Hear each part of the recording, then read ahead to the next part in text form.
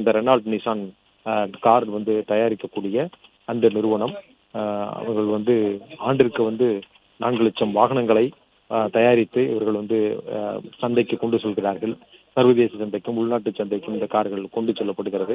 அதில் தமிழக அரசுடன் இவர்கள் வந்து ஒரு புரிந்துணர்வு ஒப்பந்தத்தை மேற்கொண்டு தொடர்ந்து அந்த தொழிலை அவர்கள் மேற்கொண்டு வரக்கூடிய அந்த உற்பத்தியை வந்து விரிவுபடுத்தி இருக்கிறார்கள். 2023 அந்த விரிவுபடுத்தப்பட்ட இந்த புரிந்துணர்வு ஒப்பந்தத்தின் அடிப்படையில் அவர்கள் தொழிலை மேற்கொண்டிருக்கிறார்கள். புதிதாக ஒரு 2000க்கும் மேற்பட்டோருக்கு வேலைவாய்ப்புகளை ஏற்படுத்தக்கூடிய வகையில் 2023 அந்த புரிந்துணர்வு ஒப்பந்தம் வந்து மேற்கொள்ளப்பட்டது.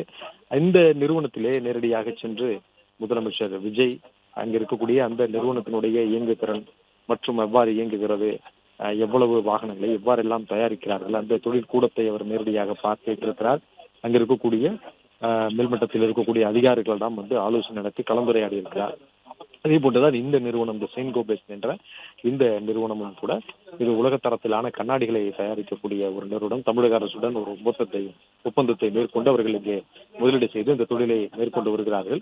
இது போன்ற பல்வேறு முக்கியமான நிறுவனங்கள் எல்லாம், பன்னாட்டு நிறுவனங்கள் எல்லாமே இயங்கக்கூடிய ஒரு மாவட்டமாக காஞ்சிபுரம் இருக்கிறது. அதில் முக்கியமாக ஸ்ரீபெரும்புதூர் மற்றும் உரகடம் பகுதியில் இருக்கக்கூடிய இந்த சிப்காட்ல வந்து இப்படி பல நிறுவனங்கள், பன்னாட்டு நிறுவனங்கள் வந்து இருக்கின்றன.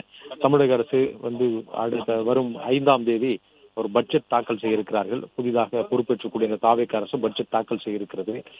இதிலே வந்து முக்கியமான அறிவிப்புகள் எல்லாம் வெளியிடப்படும் என்று எதிர்பார்க்கப்படுகிறது. அதற்கு முன்னதாக முதலமைச்சருக்கு வந்து பல்வேறு துறை ரீதியாக ஒரு அமைச்சர் அதிகாரிகளிடம் ஆய்வு மேற்கொண்டிருக்கிறார்.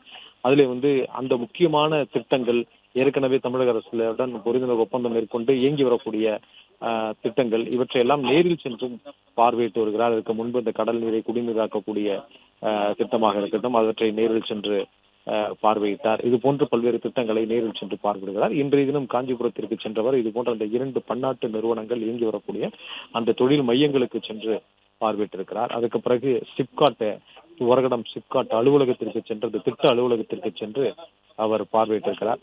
பார்வையிட்ட பின்னர் அவர் அங்கிருந்து முதலமைச்சர் வந்து அங்கிருந்து புறப்பட இருக்கிறார். இன்னும் சிறிது நேரத்தில் அங்கிருந்து புறப்படுகிறார். இந்த காட்சிகள் என்பது செயின்ட் கோபன் என்ற அந்த நிறுவனத்திலே முதலமைச்சர் வந்து பார்வையிட்ட அந்த பகுதி, அந்த காட்சிகள் தான் தான் பார்த்து கொண்டிருக்கிறோம்.